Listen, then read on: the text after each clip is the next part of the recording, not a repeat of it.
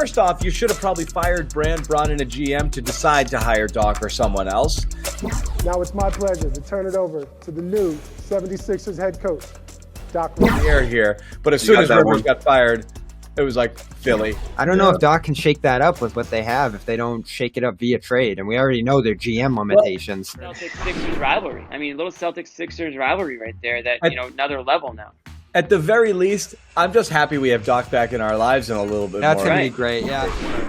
Say how thrilled I am to be here. This is a historic organization, an historic town that I want to be a part of. And with Elton, I am looking forward to turning this into a championship team. I really just can't wait to get to work. Jesus, even before the Celtics won the title, the knock on Doc and those teams before was he was going down to Orlando to watch his kids play and golf every weekend and canceling practice and giving excuses to the media like, oh, they've worked hard enough. It's like, no, you just want to go. You just want to get out of town.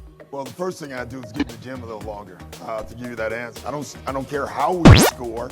You know, my teams have always been very good offensively in the top 5 overall, and we score points. And we score points in a lot of different ways. We got has Doc innovated much over the last decade? Has he shooken up a situation? All I can remember in LA is him signing Glenn Davis and all these old school guys and running such an old school system. A tough challenge to play Joel Embiid and Al Horford together and find the spacing. Al Horford could, maybe come back to life a little bit and help him out. I for him. Oh, good luck, Doc.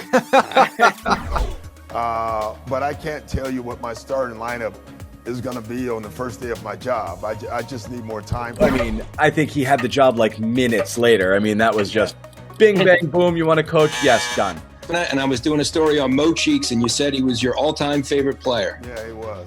Now we know why John said all No, he's a great guy to be around. He's a great guy. That's a great guy. These are job-saving performances.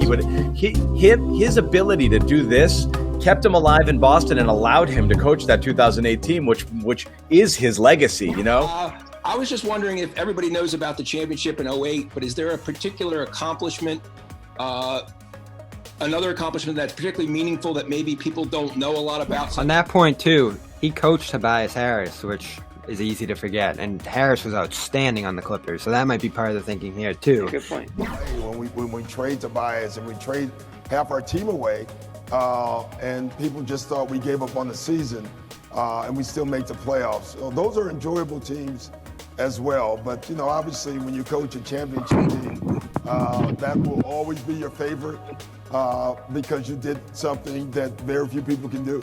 So, I mean, what are you going to get here? You're going to have a lot of Embiid post-ups. You're going to have Simmons running his pace. It's going to be the same thing, more or less. That falls on Brand. Oh, great. It falls on Brand.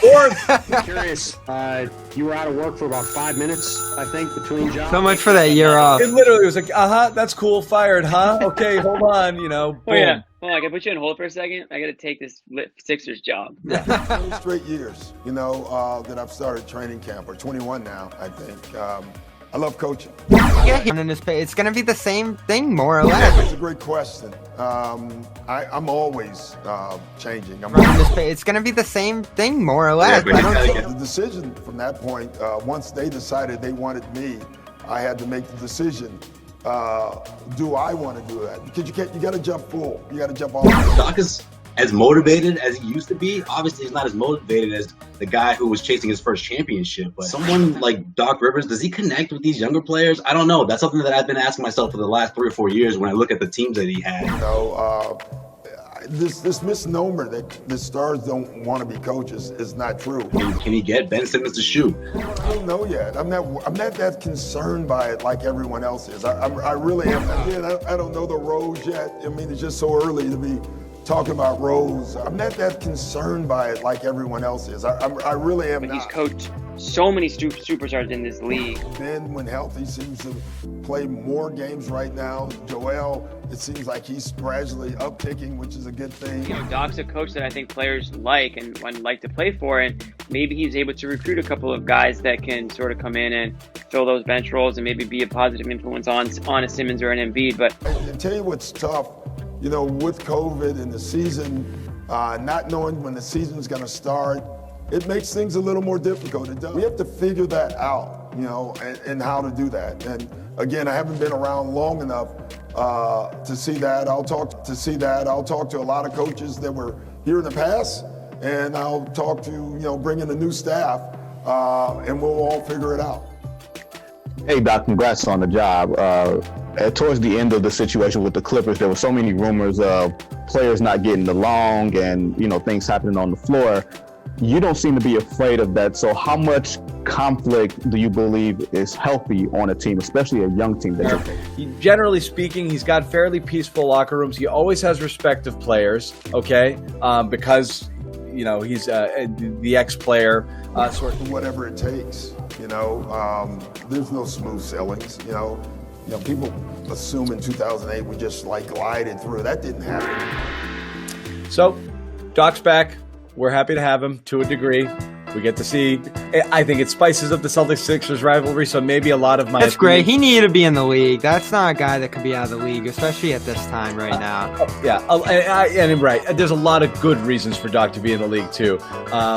You know, and we have a bias because he was an amazing coach to cover. I loved going to Waltham, going to games, listening to Doc. He just, as a media member, he knows your name. He makes you feel good about yourself. Like he's just a good. Oh, now we know what John said. No, he's a great guy to be around. He's a great guy. He's just a great guy. These are job-saving performances. You know that his ability to do this kept him alive in Boston and allowed him to coach that 2008 team, which is his legacy. You know, he was a goner, but he was so good with the media and so affable that he stuck around. Yeah, every time I see Doc, like if you greet him, he's the kind of guy he'll greet you back as if he knows you. And I'm like, Doc, you don't know me, man. You don't have to pretend like, you know. It's like, hey, what's up, man? It's like, no, man, we never met before. Yeah. And that's why he gets a free ride in the media a lot, and he's got us all.